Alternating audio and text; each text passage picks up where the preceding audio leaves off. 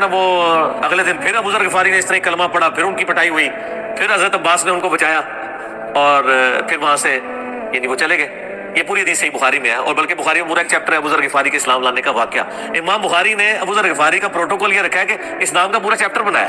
ابو ذر غفاری کے اسلام لانے کا واقعہ۔ باقی یہ درویش صفت آدمی تھے اور دنیا کو 3 طلاقیں دی ہوئی، اور وہ اس لیے کہ انہوں نے نبی علیہ السلام کو بڑا کلوزلی آبزرو کیا تھا۔ نبی علیہ السلام کی جتنی احادیث دنیا سے زہد اور دنیا پرستی کی مذمت پہ ہے نا، اکثر احادیث کے راوی ابو ذر غفاری ہیں۔ چونکہ انہوں نے نبی علیہ السلام کو بڑا کلوزلی آبزرو کیا تھا، تو اس لیے وہ صحابہ کرام پہ جب دنیا کے خزانے کھول دیے گئے، اور بعض اصحاب اور بعض تابعین میں انہوں نے جب دنیا کی محبت میں غلبہ اور عیاشی کا لیول دیکھا تو ان سے وہ برداشت نہیں ہوتا تھا، اور تو نبی علیہ السلام کی صحبت کی ہوئی تھی۔ وہ کہتے تھے یہ دیکھو یار، ہم لوگ تو فاقے کرتے تھے اور ہمارا پیغمبر ہمیں یہاں تک تعلیمات دیتا تھا کہ اے اللہ محمد اور آل محمد کو بس اتنا ہی رزق دینا کہ روح جسم کا رشتہ برقرار رہے۔ یہ حدیث بخاری و مسلم میں ہے، اور بخاری مسلم میں حدیث ہے حضرت عمر کو نبی علیہ السلام نے ڈانٹتے ہوئے کہا، جب وہ چٹائی کے نشان دیکھے انہوں نے کہا یا رسول اللہ، رو پڑے کہ کیسر و کسرا تو دنیا کے مزے لوٹ رہے ہیں اور آپ اللہ کے نبی، تو آپ فرمایا کہ تم اس پہ خوش نہیں کہ وہ دنیا کے مزے لوٹیں اور تم آخرت کی سعادت لوٹو؟ اور لگتا ہے عمر تم پہ دنیا کی حقیقت آج بھی نہیں کھلی۔ جن لوگوں کے سامنے یہ ساری چیزیں تھیں، جن لوگوں نے نبی علیہ السلام کا وہ پیریڈ دیکھا تھا، پھر ان کو یہ بھی پتا تھا کہ بخاری مسلم میں نبی علیہ السلام کے جو آخری خطبات میں سے شہدائے احد کے اوپر جو نماز جنازہ آپ نے 8 سال بعد پڑھی، اور وہاں پہ آپ نے جنازے یعنی ادھر قبرستان میں خطبہ دیا عبرت کے لیے، اور اس میں کئی چیزیں تھیں۔ ایک تو یہ تھی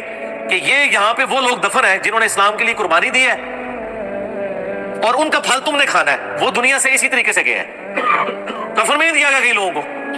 نمبر 2، اسی میدان میں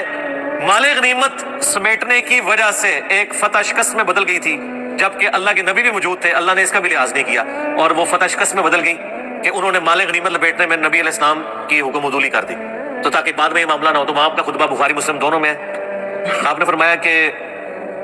اور حضرت عقبہ ابن عامر کہتے ہیں میں نے آخری دفعہ نبی علیہ السلام کو ممبر پہ اسی دن دیکھا تھا۔ آپ نے فرمایا کہ میں اللہ کی قسم اپنے حوض کوثر کو اس وقت دیکھ رہا ہوں، اللہ نے دکھا دیا، اور آپ نے فرمایا کہ مجھے یہ خطرہ نہیں ہے کہ تم میرے بعد